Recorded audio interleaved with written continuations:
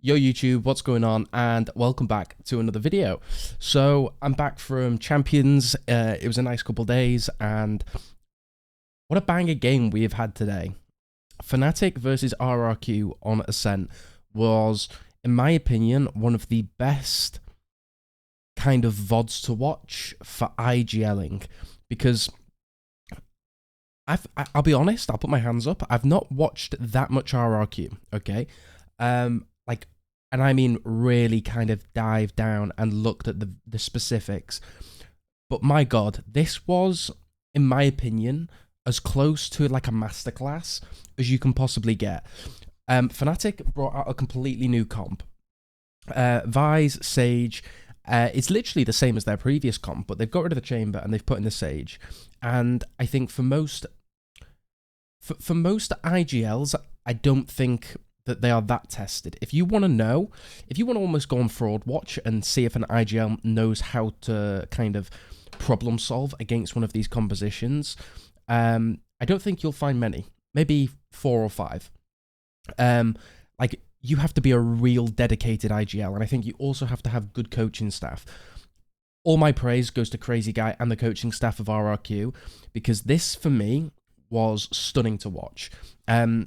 We'll go into round 1 here, and if we look at the minimap, okay, there's 2 big things that we need to take a note for, okay? The Sage is playing over towards A, and Vise is playing over towards B. Now, one of the most important things that you need to realise when you're playing against one of these compositions is it's all about defaulting. It's about baiting the walls. If RRQ didn't have a Yoru here, the game is a nightmare, okay? And this is why I kind of said in my other video, if I'm playing against a team that's using Vise, we have to use a Yoru, because otherwise our lives are so much more difficult. And this is a masterclass. So as we can see, the round's about to start, and they are going to default over towards B. I'm not sure if it's just common instinct, it might be just an idea, but they're just starting B to figure out what Sentinel is playing over towards this site. And are Fnatic going to do anything crazy? The likelihood is not, because of the composition. They can't really do a crazy set strat or anything. It's just not really, it's not something you do with a double senti comp. Not for a pistol round anyway, or like a bonus buy round. So the round's going to start. Crazy Guy's going to go throw a dart for close, and we're going to have a rocket. I'll just go back to the minimap. We're going to have a rocket for around here to just force off anyone close with the Yoru blind as well. So the round starts. Jemkin throws a B main flash, forces any potential person that is on this angle holding the B main line. Luckily there isn't. There's a rocket to break the vines as well. And just if there was anyone playing lane, force over back onto site. This is really nice. Whilst all of this is going on, Kayak goes and takes middle. I want you to keep an eye on how much Kayak is playing around middle. In my opinion, Fnatic have weaknesses in this composition already. And I feel like Kayak was just almost like a turret simulator. I don't feel like you're getting the most out of Kayak.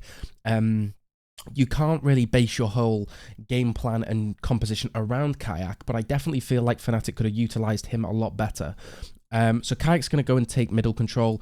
There's absolutely nothing going on mid, so he is literally just spotting for the B lobby kind of lurk or just the fall back and retreat.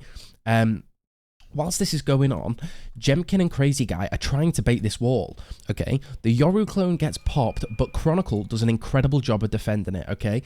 This is what a Vise has to do every time. You cannot let a Yoru default your wall that easily. You cannot do that. At the highest level, it is not possible. So this kind of makes RRQ think a little bit more. So we didn't trip the wall with our clone, so now we have to jump spot it, which is a bit of a nightmare. So they're just going to slowly creep and contact up into middle, crashes through a dart, that got broken. And now Jemkin has to realistically kind of play a bit fearlessly and put his body on the line in order to bait this wall, okay? So we're just holding any pressure, really nice reposition from Chronicle. If Jemkin does go for a jump spot, there's a high chance Chronicle can pick him off. Especially with the flash on the wall. So Jemkin clears a little bit of close left, can't go wide. Whilst this is going on, Cushy has defended Jemkin from the market position and has got rid of Crashies, which is crazy. That also allows them to bait the wall. So That took about 30 seconds, which is pretty fine. You've done step one. Now you kind of want to poke and prod other different areas, okay? You can't just full commit to A or B. You really need to kind of figure out what they're doing, because Vice is still alive. There's potential Razor Vines. You have no idea what the setup is.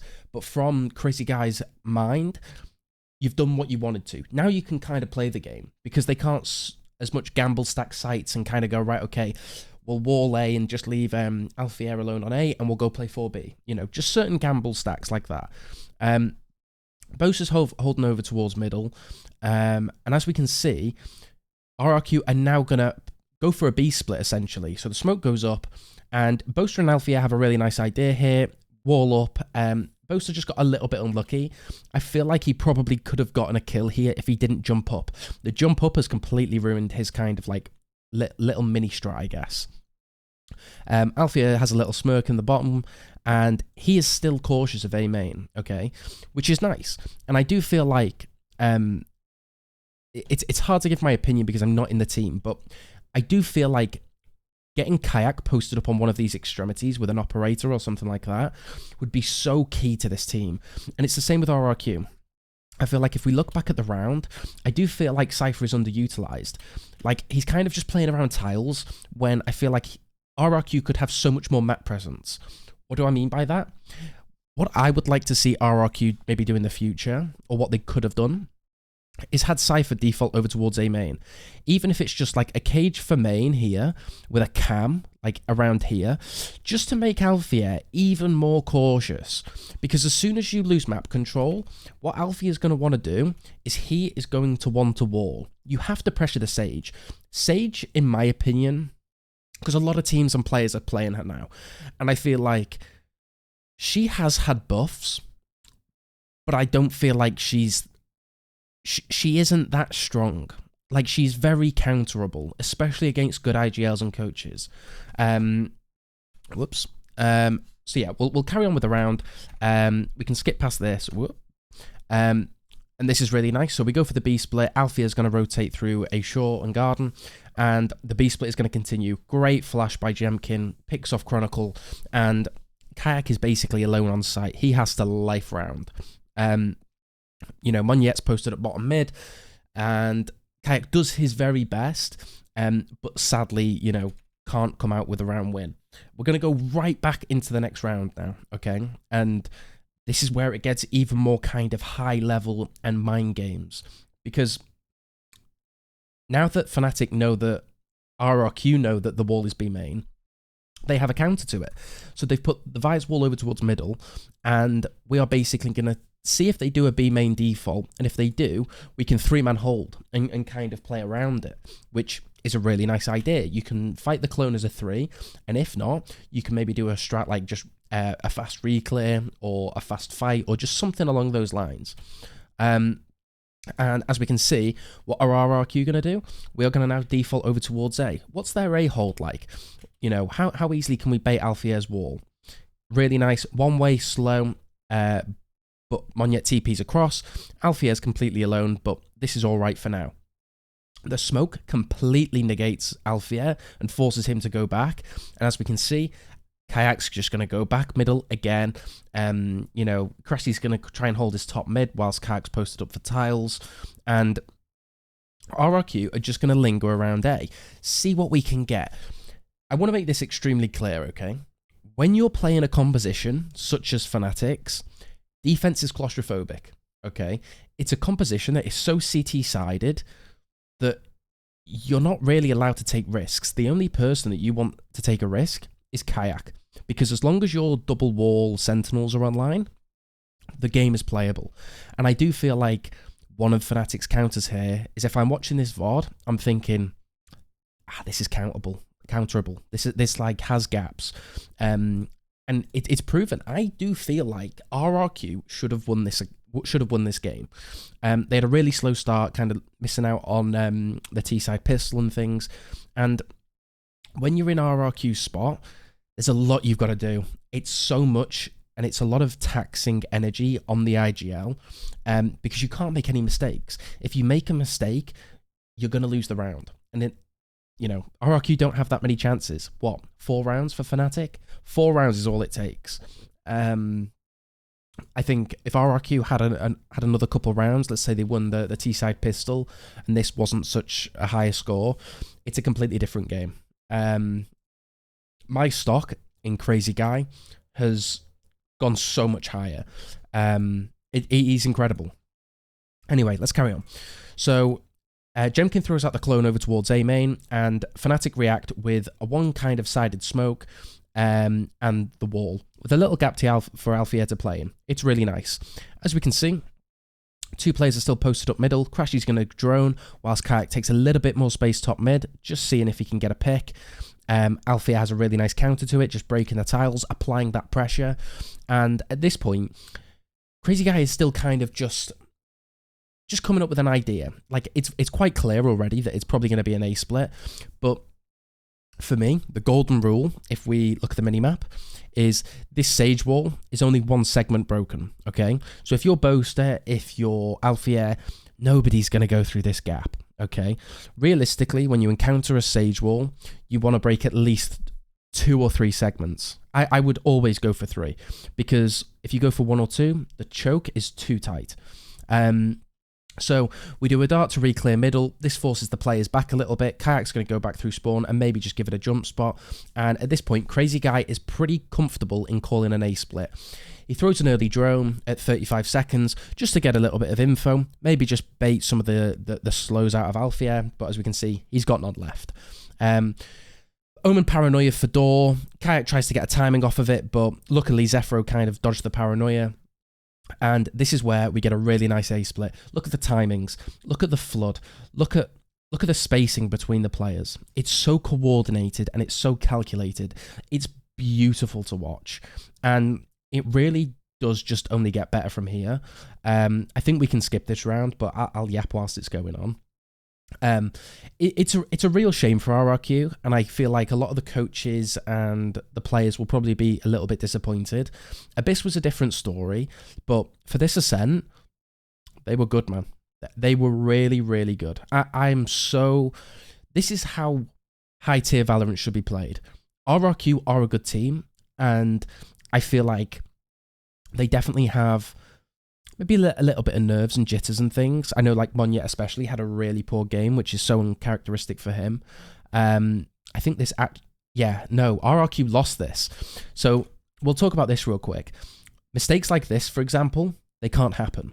So Zephyro gets a really nice kill into Chronicle, but he messes up and throws the round. This is a throw, okay? Because this is just pure greed. He didn't need to peek here. There's a counter argument that, you know, Crashies could have silent dropped and stuff, but you just tell Monyet to swing off you. And, you know, Monyet, this is one of the rounds that he kind of just does lose. You know, and that just isn't a great start. That's not what you want to see. But we'll look at another round. Okay, let's look at literally the next round. So don't worry, we've not gone too far ahead. And I think this is where we might see some of RRQ's weaknesses, as well as, you know, Fnatic's as well. But it's literally the exact same round. We get a dart for Wine in a little second, and we're just going to default over towards A main. Alfia is trying to just poke and prod, bait as much util as possible, but the smoke comes in and a flash, and it forces him off that angle. Now, as we can see, Chronicle has taken all of B main, okay? He has this line, and I think with Chronicle, he's going to be so confident in this position. And of course, if we look at RRQ's cam here, it doesn't spot deep. And this is where I feel like RRQ maybe need to be a little bit more productive with the Cypher in just taking a bit more space. Just doing a standard kind of B main default where you're caging this, you're camming this, just forcing the Vise off the angle. Let's say, you know, Vise breaks the cam. Then you can kind of relay that information to Crazy Guy, because I feel like you have to be aware that Fnatic aren't just going to sit back and let you take all this map control for free. They are going to they're going to have it in somewhere. And it's definitely middle, as well as B main in this instance. So we see Zephyro throw that mid cage. Crashies just doubles up with Kayak again. And for Boaster, I think It's just holding down this mid, or this A main, sorry. The wall still hasn't gone up, but at this point, this is a beautiful default for A main. This is going to feel like shit if you are Boaster or Alfier. And I don't know. It's really hard. Like, looking back in a little bit of hindsight, I do think that maybe RRQ could have gone for a fast A round at some point, even if it's just like a Teo drone down short and then you kind of just contact up into A main. I don't know. There's a lot of creativity you can do to anti-Fnatic here. It's just the big thing that stops you from hitting A is, of course, the Omen Paranoia and the Sage slows. But yeah, let's just continue the round. So Zephyro pops the cam.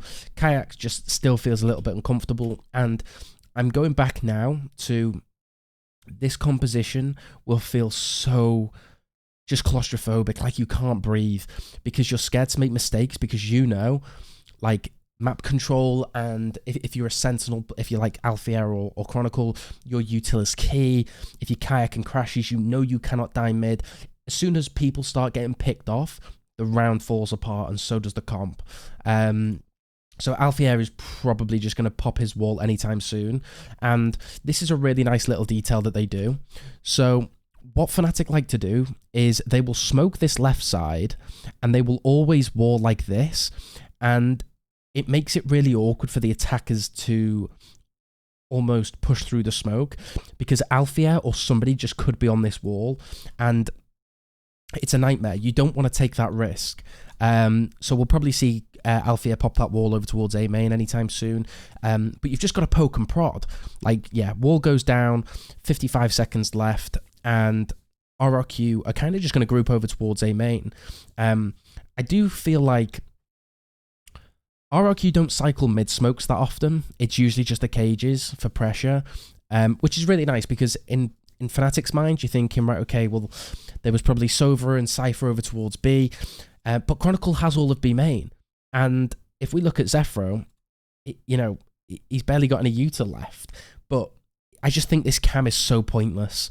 I think it's great if you want it for a particular round, but I feel like you have to really kind of just get Zephyro to W key a little bit more, take a bit of space. Don't put his life on the line, but just really poke and prod, because that's what you have to do with this composition, and especially against Fnatic. Because, like, look, we're just four-man grouping, and then we're kind of going back. Same again, I don't feel like we've broken enough for this wall. It is a bit risky, kind of breaking more, because you feel like you could get punished. But, yeah, so, like, this is nice. And look at how it works out. Cushy, gets 2. I cannot see why Zephyro can't do that as well. There's certain drills that you could do if you're RRQ, just have Zephyro take A main and B main a lot more, just whether it's against players or coaches, you don't know. But this is the exact same B split that we saw the previous round. I'd hope that the information got relayed back to Crazy Guy that, okay, there's not a B main wall anymore, it's middle, because I feel like that would allow him a lot more knowledge and general sense of an idea of how Fnatic are now starting to play. So it's either wall B main or wall mid. And I feel like that's what they continue doing. If we just skip a couple rounds, because this is just going to be a Fnatic save, and we'll just go straight into the next round. So this time, I think, let's just keep watching. So this is a different kind of default. So I think we're defaulting over towards mid this round. So we do Teo Rocket just to force anyone off the B main line. As we can see, that hasn't worked. Alfier's just fully took over towards A, and now we've swapped it. So Vice is over towards A, Kayak and Alpha are over towards B. So this is something that Crazy Guy now has to figure out, because if it's going on in your mind that, oh, this is the exact same setup, it's not going to work. You have to start from scratch every single round. Otherwise, Fnatic are just going to beat you. So I think it's really nice for Crazy Guy to kind of take mid with the drone. It's a lot of pressure, you've lost all of bottom mid. Fnatic's reaction is to take over towards B main, which is really nice. As we can see, same again, I'm not a fan of how they're using Cypher.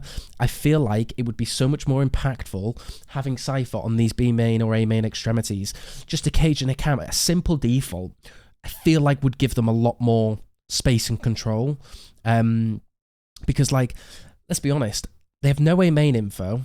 The B main info, they have none yet because they've not popped the cam. So it's just a really big guessing game. I'm really not a fan of how they've used this Cypher. It's a really nice insert over towards middle, though. But as we can see, they don't have any main extremities, and they're about to take short. They pop the Razor Vines, really nice. There's still that mid wall, and it's a bit confusing because I feel like Crazy Guy would have spotted that on the drone. Therefore, maybe he could have got the clone to use it, but I don't know. It's him who's calling. I'm just interested in why Jemkin, whilst he was over towards bottom mid, maybe didn't want to use the wall after Crazy Guy droned, but hey. So as we can see, because Fnatic don't have any main extremities, they think that it could be still a potential A split, and they've just pressured it, they've baited the Razor Vines, and now they could re-hit. This forces Kayak to force a TP over towards like Spawn, and Crash is just still kind of jump spotting, getting ready to kind of spam off that wall. It's really nice. We've now got no B main info, but we recently cleared it, and we've got a wall, so all you have to do is focus on mid. As we can see, Jemkin is going to have... This is really nice, by the way, because this is like a cool little strat round. They had to have kind of had this idea where we use Jemkin ult, we Sova ult, we flash, we just make it a nightmare. As we can see, Chronicle, I'm pretty sure that was his Visal, right? Yeah, so that's a Visal for mid, which is really nice and clean. But Jemkin just carries this round. Like, the Sova ult, the spam from Jemkin, the overwhelming util, it's so clean to watch, and it's really, really nice. This is very, very, very high-skilled gameplay. It's very rare that I will feel this kind of passionate about a game like this, but as a previous IGL and someone that just loves the macro side of Valorant, this is fucking beautiful to watch. This was insane, because Crazy Guy's gone down with the bomb, and Chronicle is now in a 1 versus 3 with 20 seconds left. Luckily, Jemkin's feeling himself, and he just taps heads. Right, we're at 22 minutes, so I don't want to waste too much of your time, but we'll quickly look at one more round. As we can see, Fnatic really start to kind of feel the pressure here. They pop the timeout. The coach gives some thoughts. It could be about a lot of things. It's such an intense game, and I just feel like he's probably going to be talking a lot about the main extremities and the fact that, look, we need to probably pressure a little bit more on the mains. If they start middle, we need to have something main. I also just don't like how they've used Kayak. Like in every single one of these rounds, he's literally just bottom middle, and we're not saving up for an AWP, we're not saving up for or we're not doing any set play rounds where we early sage wall to maybe try and bait him to come in, and then Kayak can do like a flash play with an Omen Paranoia. I just feel like it's a nice comp, but I feel like Fnatic maybe don't have the biggest strat book with it, especially on defense, just because of how close this got. And I feel like Fnatic's individuals bailed them out quite a lot. So yeah, Crashies is going to do a B main dart to break the Cypher trip, which will come up shortly. Luckily, Zephyr has a really nice kind of counter trip, so the shock basically does nothing. We're defaulting this A main smoke every time, just to kind of force Alfier back. It's really nice. It's nice that... It's kind of lucky because the Alfier didn't take the space instantly, and he still sat in the A main kind of listening for audio. He just doesn't want to mess with it. Same again, Kayak's bottom middle, kind of doing nothing. This is nothing against Kayak, this is just how Fnatic are playing with Kayak. Kayak is one of the best duelists in EMEA, and the fact that he's playing as a Killjoy turret bottom mid every round is so boring to watch. Like, he's not got an op, he's not got nothing. Like, yeah, I'm not a fan. As we can see, even he's kind of being affected at this point, you know, maybe whiffing that duel. I don't think Kayak would lose that usually. He goes back. At this point, this is a really nice kind of take. Fnatic lost all of A main. They've lost all of... or now they're kind of coming up on shore. And I feel like this is one of the weaknesses of the Sage comps is... Sage is not an info sentinel. So once you've used your util, you know, or you start losing kind of players, or you start losing like map control, it's a nightmare. Because this is such a big question mark for Boaster. He's going to feel so uncomfortable, and so is Alfia. And that's why, in my opinion, I think as nice as Sage is, I think I would rather Deadlock. I would rather Deadlock, or give me like a Vice Cypher, so it's an even bigger nightmare. I don't get the hype behind Sage. I feel like it's nice for Fnatic because they can put Alfia on Sage and he can play passive and aggressive, and that is one of the benefits that you get with Sage. Is because people haven't been playing with this agent for so long, they are not used to the walls and the slow combos that you can do. But I'd hate to have a Sage in my composition. I feel like I would rather so many other characters. Yeah, the wall gets instantly broken at a minute 12, and at this point, you've done your job. If you are Crazy Guy, you are over the moon. You're going, right, there's the Sage wall done. Let's cut noise. Let's go fuck over towards B. Maybe bait the B wall, and then we can finish with a B split, or something like that. He's giving himself options, and he's making the Fnatic players scared, because there's only so much map control they can hold on to with this comp. Yeah, so it's really nice. As we can see, counter paranoia, so that's Sage wall, slow, and Omen paranoia down within 40 seconds. Crazy Guy's going to go over to drone over towards middle, spots Kayak. Kayak has to use a TP to go towards safety, I guess. Insta TPs because Crazy Guy has a rocket. It's also really nice to see Teo. I have personally played Teo a lot in ranked recently, and he's still good, man. He's really fun to play still, and people aren't so Teo-brained anymore, so you can kind of catch people off guard, which is nice. So yeah, Kayak's going to hold over towards mid-market. He's completely screwed if he gets spotted. Jemkin does the mid wall, and Jemkin does a mid clone, sorry, to basically bait out the wall. It gets nothing. So RRQ are just going to go exactly again for an A split, and Sage Slow comes out, the stun. At this point, you don't go here. Same again, no main extremities. But the fact that Cypher is over towards B, I think is a good idea. I just hate this cam. Why have we got the cam up when we've kind of defaulted around middle? Like, I get it's for B main, but I just feel like just use a close cam for the box or something and force one of the players to break it, or just cage and cam close. Like, there's so many other alternatives. I would love to know why they are playing him like that. Really nice counter ult by Crashies to kind of delay the mid push. Kayak is on an island. He cannot do anything. And we do another B split, and it works really well. But time's getting low. The Razor Vines, and this is one of the mistakes that I was talking about at the start, is you cannot make mistakes. And I think the fact that at this point, so at the point of which Jemkin uses his clone here, I feel like alarm bells have got to start ringing in Crazy Guy's head, going, wait, we didn't trip the wall on B. So the wall's still up on B main, so they're going to be stacked over towards A. Like, you've not caused enough pressure. And I do feel like that this is just all down to the way that they are playing the Cypher. The Cypher isn't causing question marks. He's not making the defenders' lives a nightmare. He's playing super slow and just passive. And I don't feel like you can do that. I really don't. Same again, I'm not saying for him to put his body on the line. I'm just expecting him to make a bit more pressure with his util.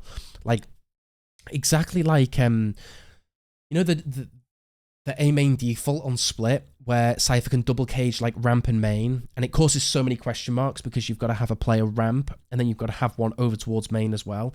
Something like that for B main, where you have to keep a player either breaking the util or just holding passively. Bearing in mind, this, I'm just being nitpicky. Like, I understand that this is a very, very hard comp to come up against and have all the answers to, but we're asking good questions, you know? So yeah, I mean, it's a shame. It's one of those examples which I was talking about before, where you cannot make mistakes, and the fact that Fnatic at this point now having a 3-round lead, it's getting to crunch time. You know, you can't keep making these mistakes. It was a good effort. Same again, it's just down to the small minute details. We are coming up on 30 minutes, and I think we've looked at maybe 4 or 5 rounds. I'm going to leave it here. Let me know if you enjoyed this video. Let me know if you do want more of these yappy videos, because I don't know what kind of content I want to be diving into. I do love these analytical videos where I kind of break down rounds and thoughts and feelings and stuff. But I understand that it's me waffling for 30 minutes. But yeah, anyway, that's it. Let me know if you enjoyed the video. Like, subscribe, and yeah, I'll see you in the next one.